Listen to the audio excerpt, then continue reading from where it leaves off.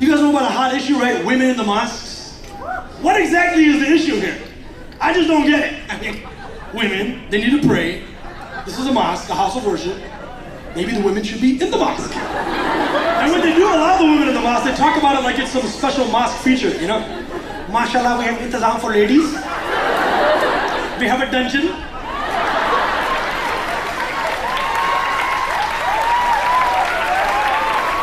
It is a very nice dungeon. And mashallah, we have an excellent sound system, but it's not working. And we have a wonderful cooling system during the hot summer months. We have 2 fans. When it is 116 degrees outside, it's only 99 downstairs.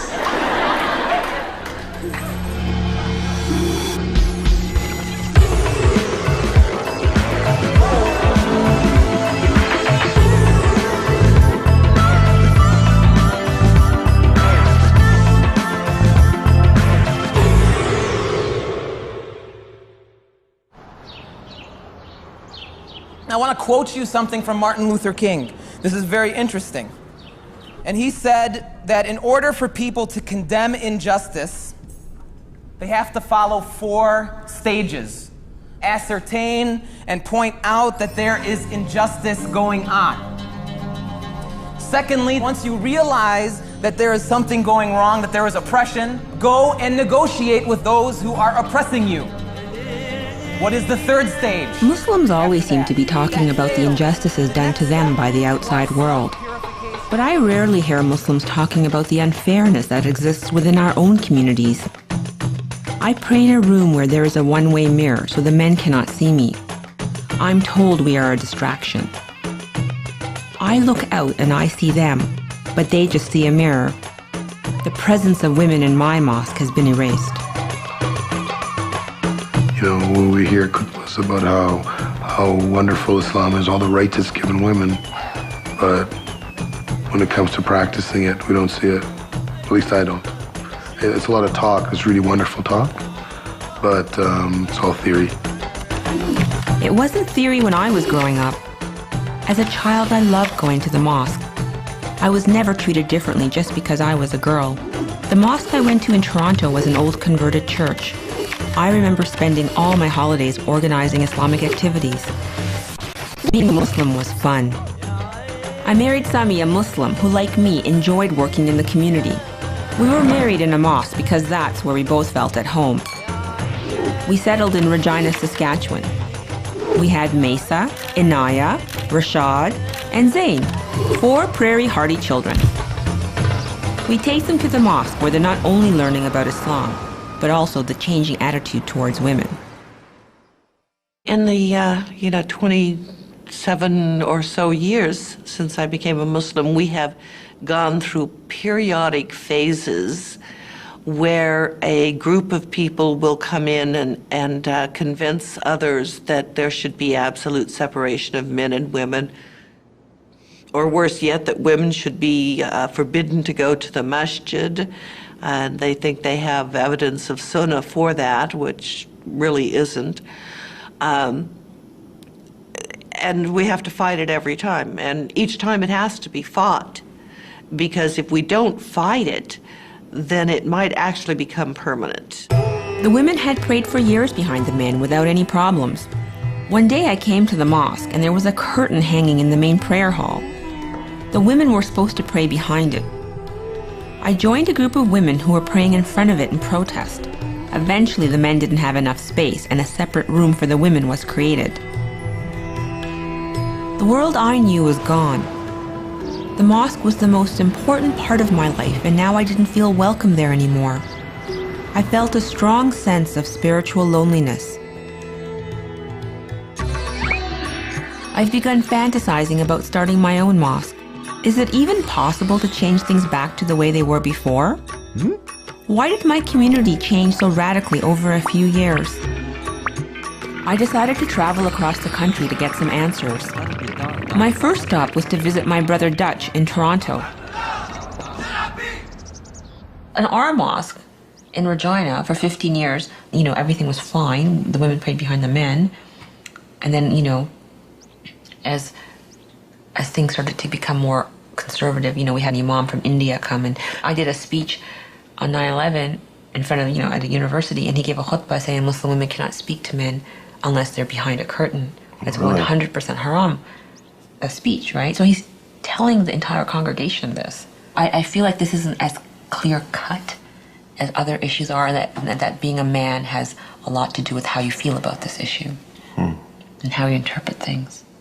I suggest you be very, very careful. Why? Why are you worried about this? Because you're going to make a lot of enemies. Why? You know how it is. Why would it upset Muslims for me to show that Muslims are not really acting like proper Muslims? Because any negative me we get, how much of a problem it is, especially if it comes from a Muslim. That's even worse. No, but I think it's better because a Muslim would actually show that this is not Islamic, whereas a non-Muslim doing it would say, look how Muslim men oppress Muslim women. Yeah, but the way they look at it is, well, non-Muslim people will be seeing this too. You're giving us a bad name, not that we already don't have one.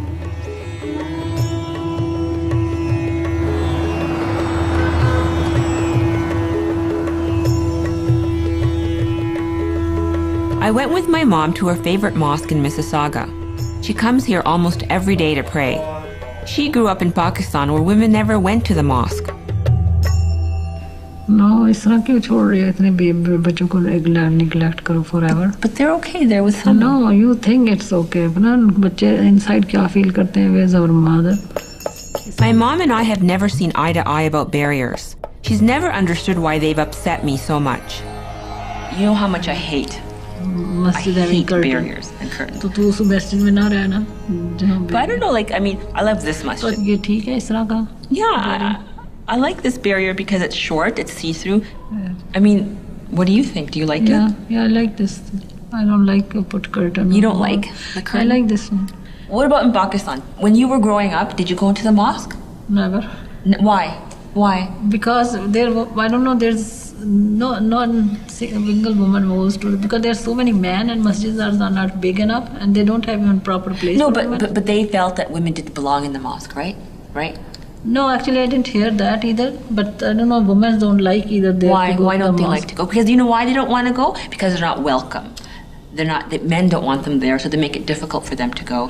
Can't you admit when you came to this country where they welcomed you into the masjids and didn't have these cultural hang-ups, this is where you learned Islam? Yeah, is this the country that you learned Islam? Yeah, we gain more because we are coming to the mosque. Where will you learn if you won't come to the mosque? And the masjids without the barriers are better for women.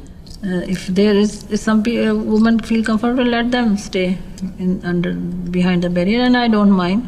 You don't mind the barrier? No. If it happens that people who may putting the barrier, they don't want to fight with them. But you would rather go to a mosque without a barrier? Yeah. See, you admit it. Yeah. You admit it. There are over 1,000 mosques in North America. Approximately 140 are in Canada. In 1994, 52% of mosques had curtains or partitions. By 2000, that number had gone up to 66%. One of those mosques is in Winnipeg. I talked to Jenna DeSantis and Shahina Siddiqui about their feelings. So tell me, when it first started, what did it look like? Well, in the late 1980s, I guess. Yeah. It started. I didn't come until 13 years ago, so that wasn't long ago. Right. And when I came, there was only a knee-high partition. I think they were going through the transition, but Sister Shahina was here before that small partition. But I think that was just the beginning of wanting to build this. Yeah. The first reaction was someone went through an awful lot of trouble in this mosque, incredible amount of trouble to make sure that they couldn't see women. This was clearly probably the most well thought out design of any structure in this whole building. Didn't they at one time try to even nail this? They did. Last year sometime, they nailed it shut from the top and the sides so that the children or the women couldn't open it up. Because it's up to us to open it up from that side.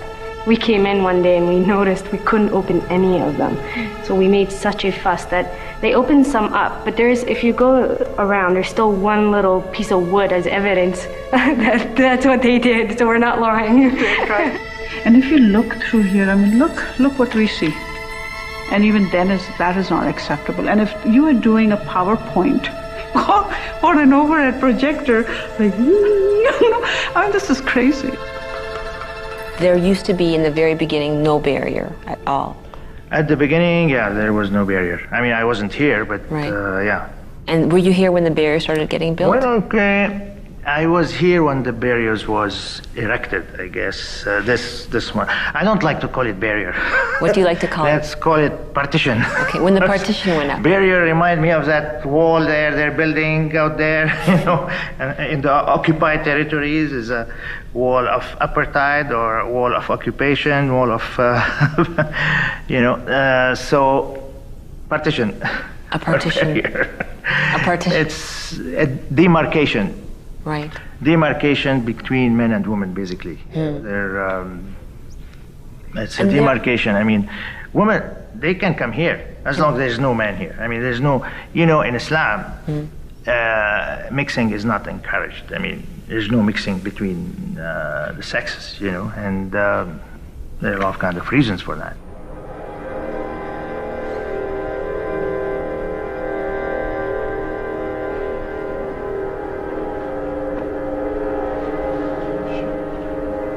I am very comfortable praying behind the barrier.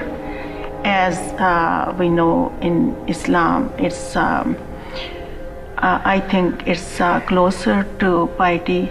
Like there are so many other things where we can just, you know, we talk with men, we work with men, everything. But when it comes to pray, you need more concentration. It's much better when I pray with the whole concentration, not knowing that anybody is looking at me or I can be looked upon. I feel more comfortable. I have the same feeling. We have this curtain thing for a long time. We never have this problem to have it or not. And I'm surprised why it's a problem now. To me, it's really culture and sexism.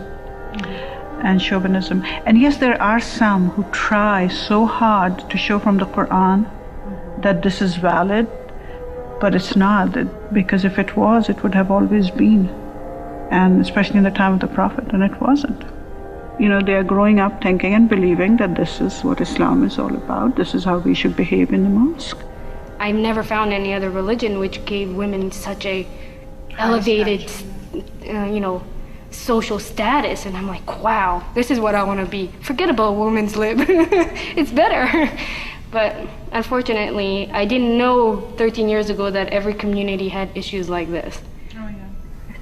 So I don't come here often, unfortunately. And that's really sad, because it used to be a very alive masjid. Oh God, I remember when this was halfway and I first converted, I was like, wow. It's not like a Catholic church where you have to sit on benches and you know, with your family. It was more comfortable for me. I sat in a row with women, I listened to the speech, and when everybody got up to pray and everybody did everything in unison, I was like, wow, this makes my heart beat. And it was like a heartbeat. But then when they put a barrier up, I'm like, what did I do wrong? I didn't do anything wrong. I was trying to pray.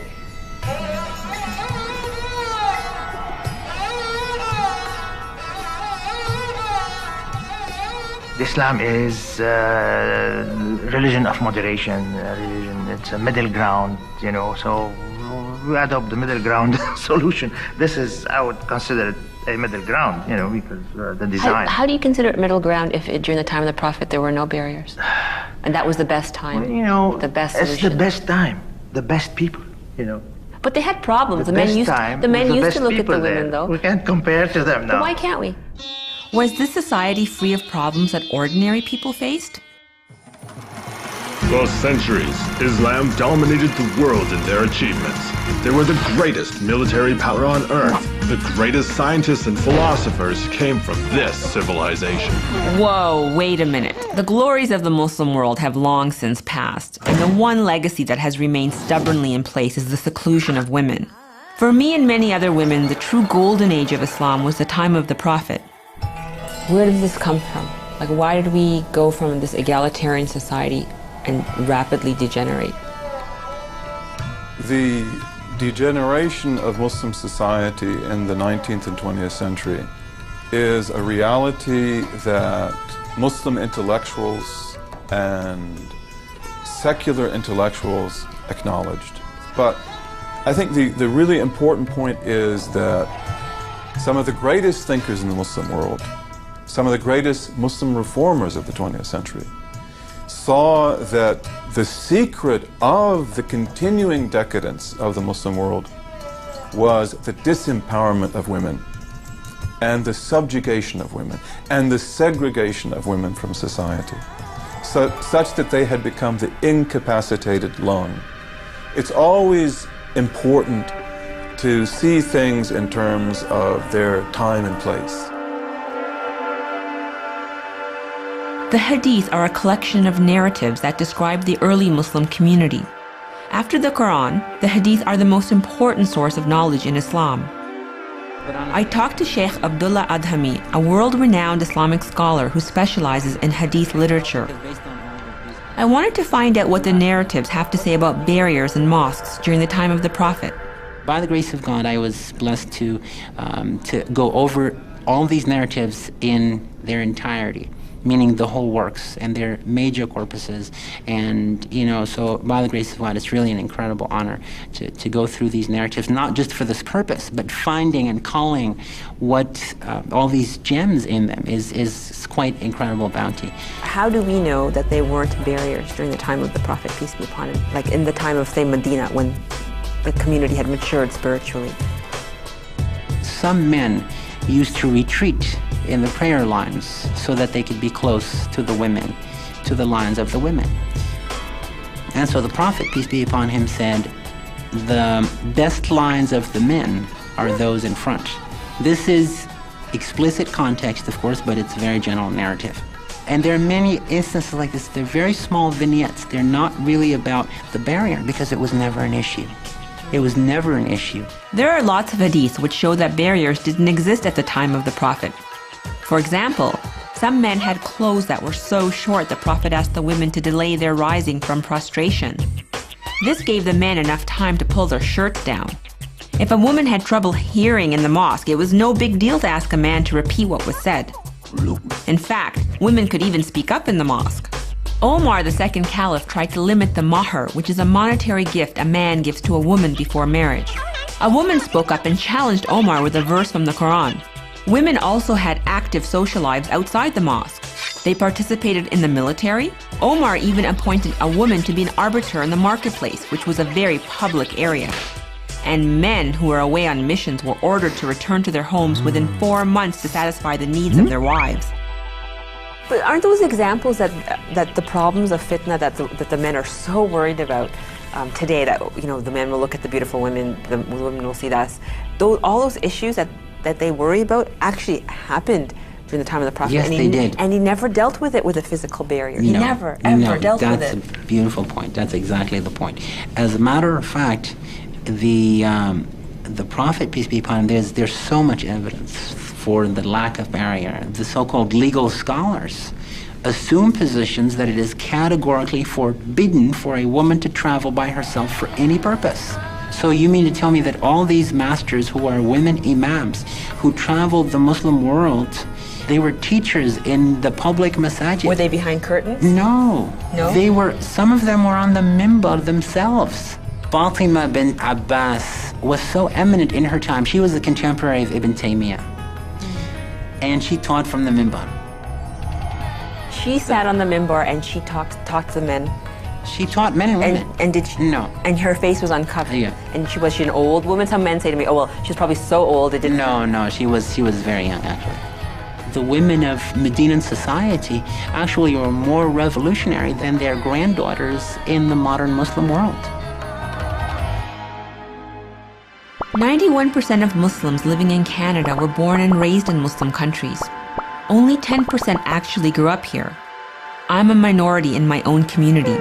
This means that mosques cater to many Muslims who are used to barriers. So where does this leave women of my generation?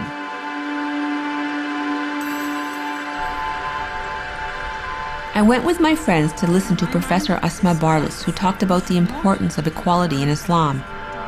There is not a single verse that suggests that men's gender roles are a function of their biology or that biological differences between men and women make them unequal. Now, it is true that the Quran treats women and men differently with respect to certain issues, but that doesn't mean that it establishes them as being unequal. We will be unable to change anything unless, as the Quran says, we begin by changing what is in our own hearts and by opening them to the truth. Islam views women as spiritual equals, but Muslim men do make many distinctions, and that's what frustrates women of my generation.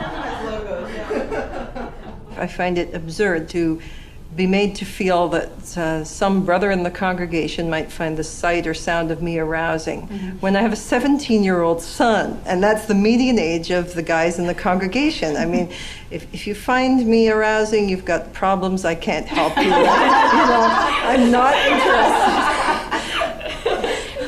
But I remember in the MSA, it's during Jummah when I was an undergraduate, there was an issue about even what was being announced in the Friday Jummah. They used to announce sisters swimming, you know, happening in a building.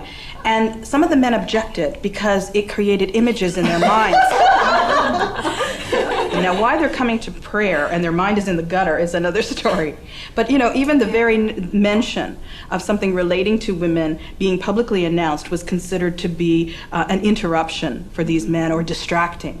And, you know, I think that we have for too long allowed these kinds of excuses to silence us and to subjugate us. You know, I think there's this unsurmountable fear of, oh, when the women start speaking, you know, the doors of the mosques will be collapsing. And we need to appease that. We need to address that. We're reclaiming our space. In this culture, whatever segregation might mean in some other culture, here it means inferiority. And here it is a system of gendered apartheid. Yeah, I mean, there is such a pressure not to air the dirty laundry. But the fact that some people are coming out and airing it, to me, I think is a very hopeful sign. Wow. If you're really doing prayer, all right, if you're really in communion with Allah subhanahu wa ta'ala, somebody should be able to walk by in a bikini and it's not going to faze you. It's childish. And it's really degrading to men to say that men are so weak that they can't resist a little, you know, look here or there. I mean, it's very degrading. And men who say that about each other, that's horrible. How can a man think so little of his fellow man? Apparently I was wrong. Apparently there's not 15,000 people here today. I'm sorry. Apparently it's something more like 20, 25,000 people.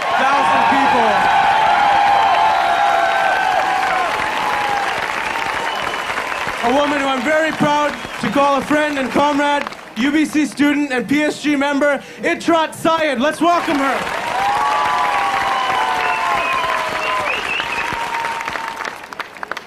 We are here to say that we refuse to believe the lies they tell us. We refuse to be lulled into silence and complicity by the fairy tales they construct, where the world is divided between the uncivilized demon hordes of the East and the noble civilized armies of the West. We are here to say that we refuse to believe in a world divided by fear and hate. Itrat Syed has always had a voice in the non-Muslim world, but she finds it more difficult to be heard in her own community. My activism within the Muslim community is not all that I do in the world, right? I also have been working in the anti-violence movement for like 7 or 8 years. I also, you know, am a feminist in the world and deal with feminist issues outside of the Muslim community. You know, and I could talk any feminist, you know, I could talk a circle around any feminist. So the idea that is this rolling? Yeah. حي للصلاة حي للصلاة حي للفلاح حي للفلاح قد قامت الصلاة قد قامت الصلاة الله أكبر الله أكبر لا إله إلا الله. You know, if you're sitting in a separate prayer hall and you're looking over to where the actual congregation is, it is a sense that you're not part of that congregation. You can't participate. You can send a note on a piece of paper to be read downstairs to ask a question. But that's not the same thing as being able to stand up and being able to speak and be heard. And that's like a big part of why it feels so, why it doesn't sit well with so many women that I know, that it feels so uncomfortable and so, and that we feel so excluded. And as a result, a lot of women of my generation, I think, have left the organized community. It's not something that I can completely divorce myself from, but it's something that I have to struggle with. What is the meaning given to this? Why is this deemed to be necessary? What does this say about how we understand women and how we understand women's bodies? And I think that implicit in this need that people feel for segregation is an understanding that women's bodies are in and of themselves inherently offensive.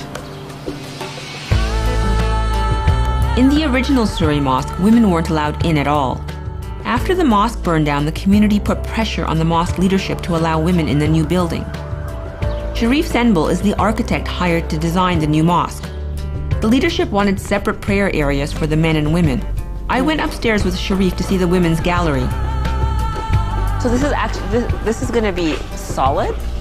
This is it. Solid? This is it. But then how will women be able to follow the prayer? They can't see down. No, there's no visual connection down. Then how do you pray? Just through, it's all mic'd in. The visual connection is definitely something that they did not want in this mosque. Oh, I see. Specifically. So would you say your hands were definitely tied when it came to giving women visual access to the...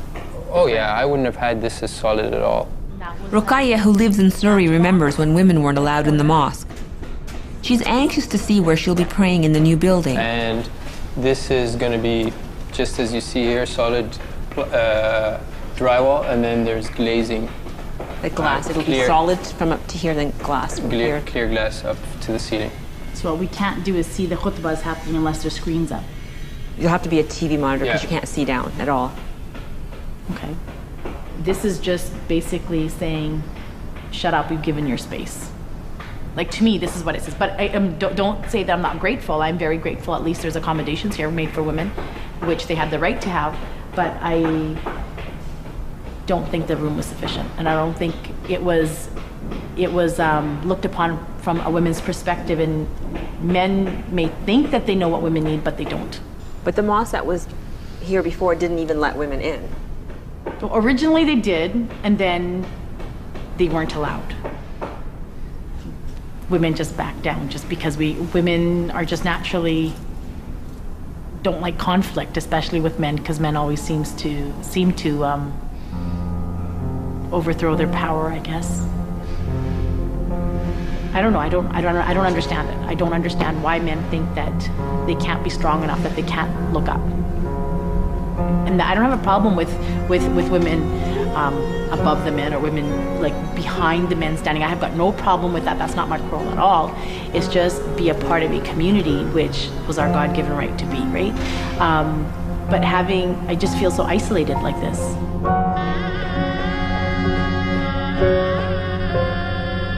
Ruqayya's story is similar to many other women I spoke to.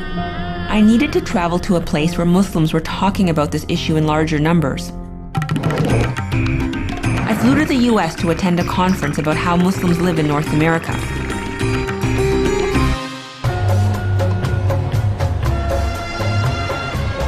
Every year, the Islamic Society of North America has a conference which brings together Muslims from all over the continent. It also has the largest bazaar where you can buy the latest Islamic books, art, music, and fashions. This is also one of the few spaces where it's not considered wrong for Muslim men and women to be together. I met with some American Muslims to find out their thoughts about how to change the situation for women in mosques. American society in itself is founded on the oppression and the subjugation of women. Every woman not in your immediate family is taboo to you. You know, the reference that comes in is that, astaghfirullah, there's a sexual thing going on. And I think a lot of us Muslim men are hung up on what do I do with a woman who is not my wife, not my daughter, not my sister, not my mother, not my aunt. It's not just that what do I do with this sister for sexual, what do I do with this sister who is educated? You know, and I am unskilled, and she is in authority over me in this other setting, but when we come to the masjid, you know, then now I can exert. Yeah, but I'm not willing to give up my sanctuary. But see, that's the thing. If you're the only one saying that, I mean, you're just going to be the only one standing there saying that. No, but then we got a whole community of unmosqued Muslims. They don't go to the masjid anymore.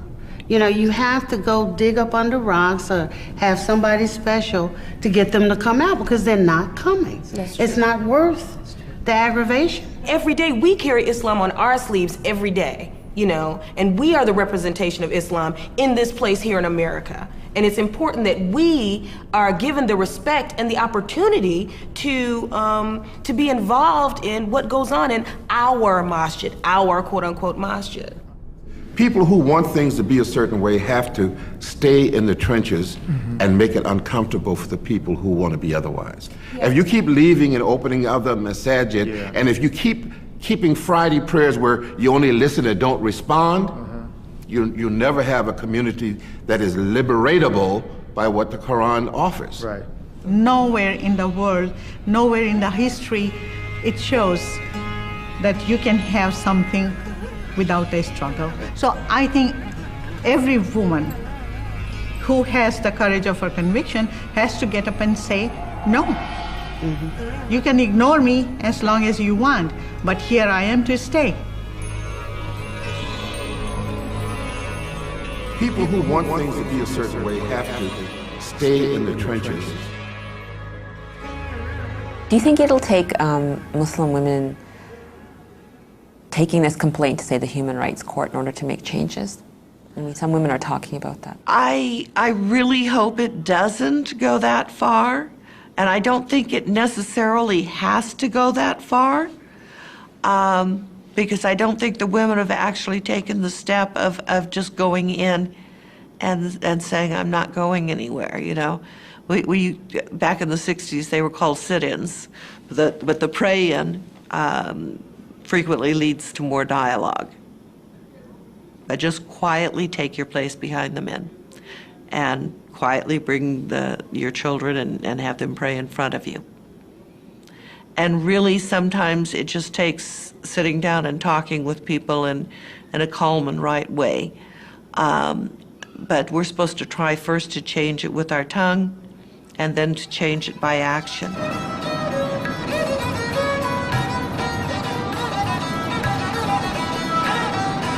I traveled to Morgantown in West Virginia. I read a story about Asra Namani and how she dealt with her struggles. In her mosque, women weren't allowed to enter through the front doors or pray in the main hall.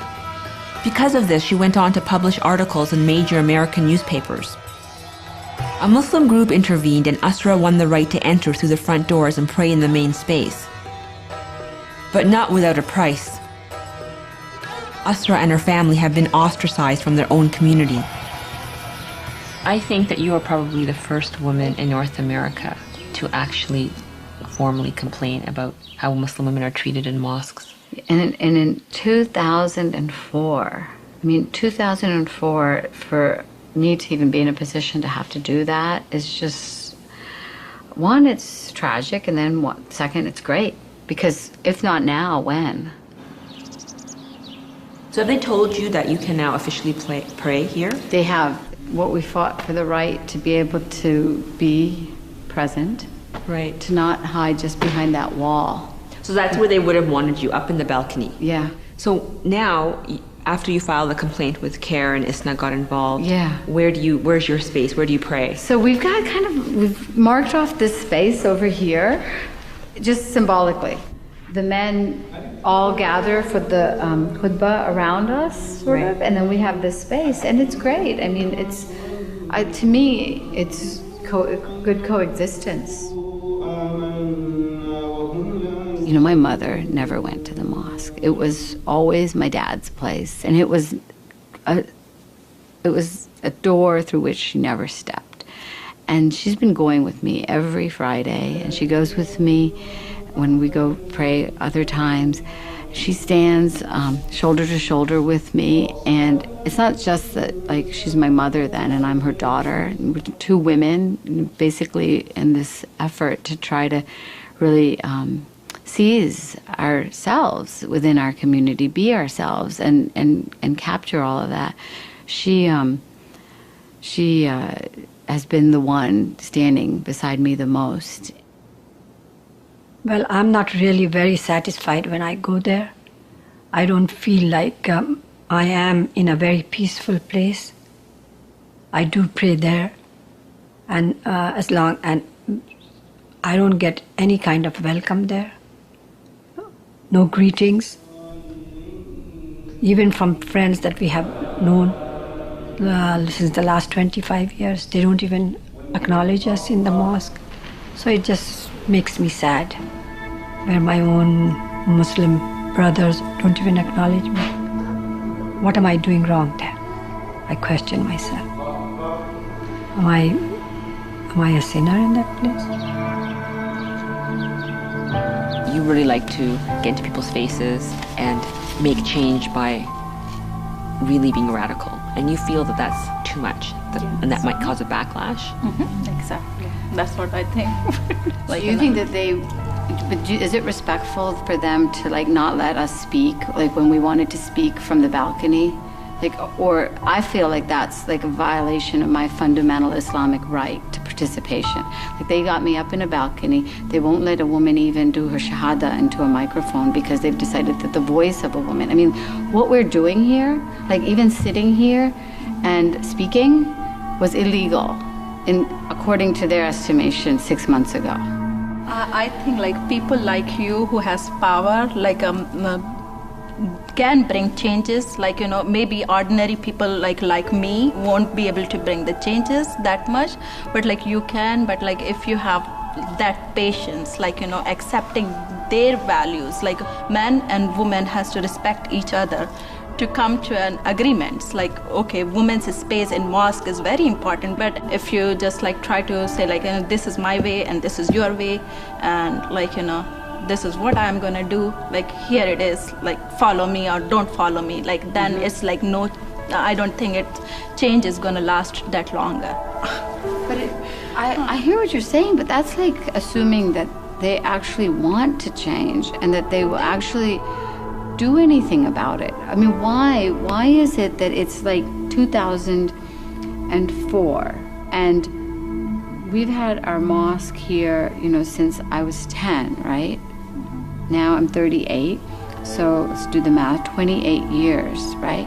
And all that time, like, we haven't figured out a way to get a single woman onto the board, a single woman into the executive committee, a single woman into any kind of really active position, because it's been so much just entrenched prejudice all the time, ultimately. You know, I mean, it's hard for our communities to take, but sometimes we have to embarrass them into doing the right thing.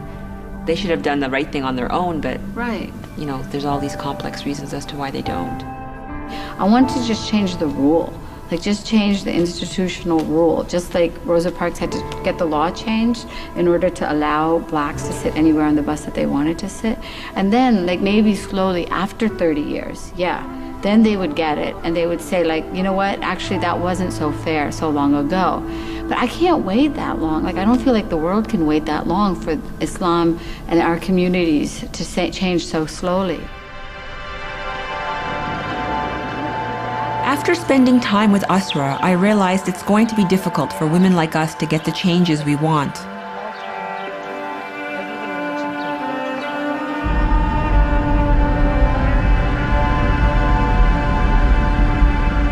Tariq Swaydan is a management expert who writes extensively about Muslim leadership.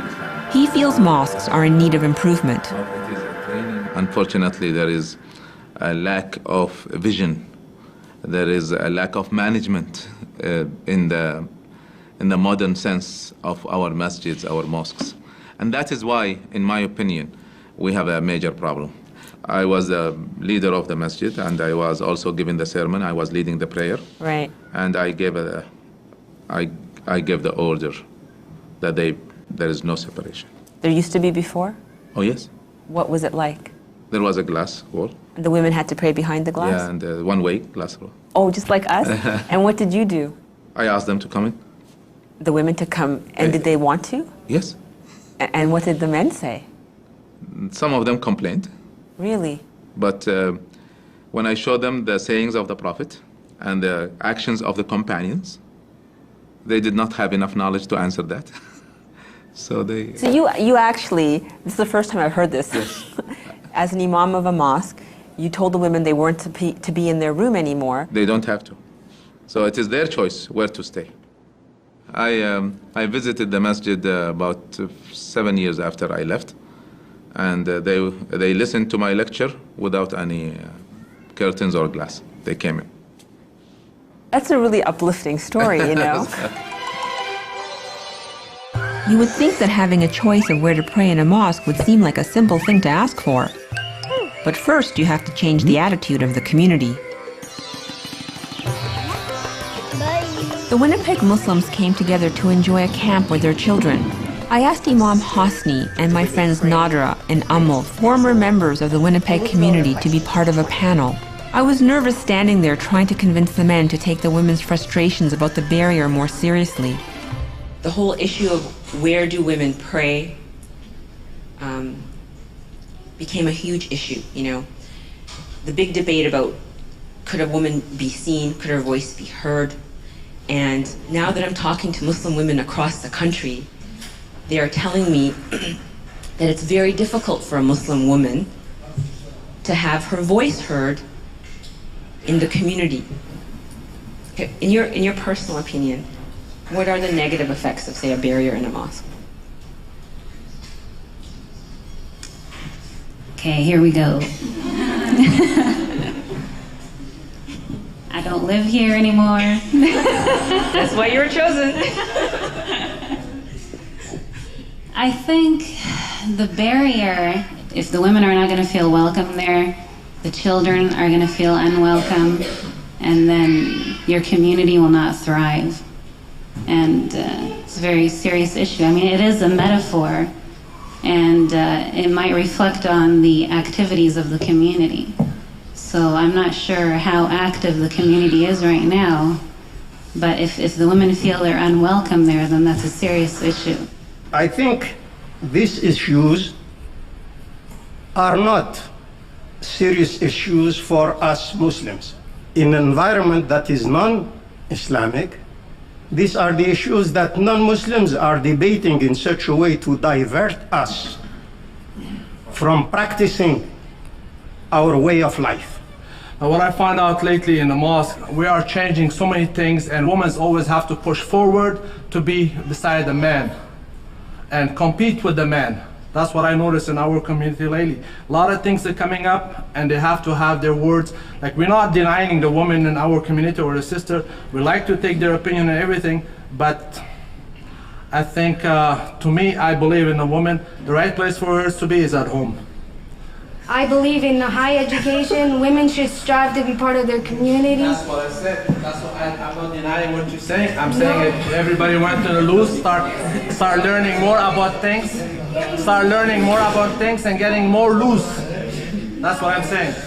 I just believe that women could raise children, women can create a country, women should be heard. If women are at home and not heard, then how is the world going to survive? God did not create only man all by himself. He created a woman for a reason. Look after her kids, her husband, her family.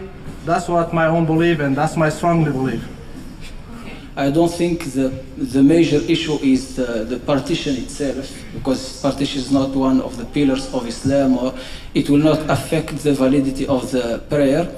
People might have different opinion, but the most important issue here that we should have a role model, and we have to make decision who's supposed to be our role model.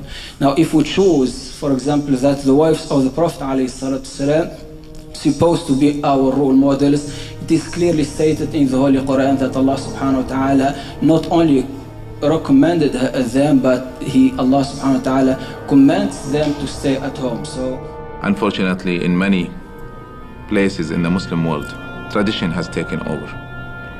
And many people cannot separate tradition from the pure teachings of Muhammad sallallahu alaihi wasallam. if we take a deep look at what was practiced in the life of the Prophet ﷺ, then we will see very clearly that there was no walls or curtains separating men from women, except in one case, and that is the wives of Muhammad ﷺ. For the reason that they are, two Muslims are like the mothers, and they should not be looked upon except with pure hearts. And that's why they were separated. Unfortunately, many of the scholars, and later on many of the masses, have taken what is for the wives of the Prophet, our mothers, and applied it to all Muslim women. And thus, you should not talk to them except from behind a separation like a curtain or a wall. If you go and look into history, and I have done that, and if you go and look into the sayings of Muhammad ﷺ and the words of the Quran, it's very clearly this is a specific case for the mothers of the believers, the wives of the Prophet, peace be upon him, and may Allah be pleased with them, but not for everyone else. What do you think is the reason that Muslim men are trying so hard to separate and segregate women? Like what do you think the underlying... Ignorance is the underlying reason. It really is. It's a cultural practice. It's what they've heard from Sheikh so-and-so and Sheikh such and such, you know, or heard from their mothers or heard from their fathers or whatever all the time they're growing up. It's cultural practices in some countries, and they just bring that here, okay? It's ignorance because if they take the time to study the Quran, if they take the time to actually study the hadiths themselves, they're going to find out that that is not the right way. And just because it's done in a so-called Muslim country does not make it Islam or Islamic. You're really talking here about a dysfunctional culture, which is the dysfunctional Muslim culture that comes over from India or from Pakistan or from the Arab world, which is not a wholesome, sound Islamic culture. All cultures and organized religions of the world have had to deal with dysfunction. And the challenge for Muslims is that certain patriarchal beliefs have become incorporated in the religious writings themselves. We have created a culture that has ingrained ignorance as the status of a woman. Are we now giving legal rulings that respond to the reality that we created and saying this is the legal position of Islam? I've always been amazed at the number of books written by men about women. It's like they're editing Islamic sources to justify their control over women. And these beliefs which promote the seclusion of women continue to be promoted in Muslim cultures all over the world. I think we need to be honest about the question of separation. For in reality, when there is a purpose that is constructive for our coming together, the Quran enjoins the men and the women to be together in society, in social settings, because they are equally responsible to take care of the world. For those who put curtains or walls or whatever, they have good intentions, I believe. They want to make sure that there are no desires, it's done in a pure heart, no wrongdoing is done in a place of worship. And to them, I admire their intentions, but their actions are wrong. It's a matter of knowledge. See, many people think it is not allowed. Right. So when you teach them, then they would understand. Okay, thank you very much. Sure, my pleasure.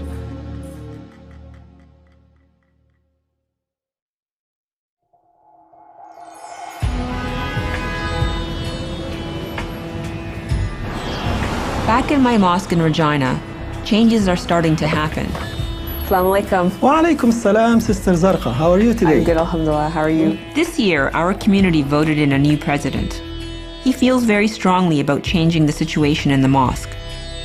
So how do you feel that we can solve the problems in our community? Like, how do we go about getting reform?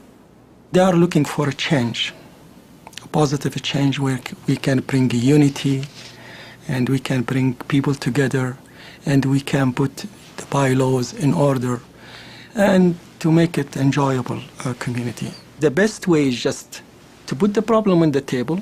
You look to the problem, I look to the problem, and we have two skills, the Quran and the Hadith. And I believe we will resolve all the problems, and I am not anticipating any problems in the near future. It's only now that women are gradually becoming more active in the mosque.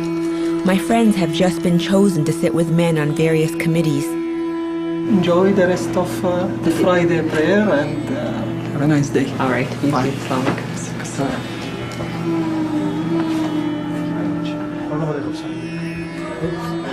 Even though I'm hopeful, I worry that the changes taking place are fragile because they're dependent on one man.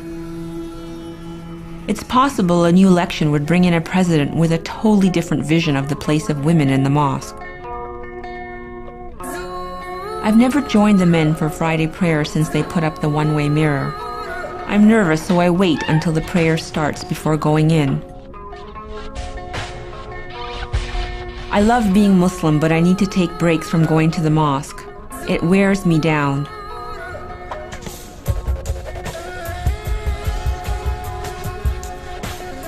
For me, the mosque is the heart and soul of the Muslim community. I want my kids, especially my daughters, to have the same sense of joy that I had growing up Muslim.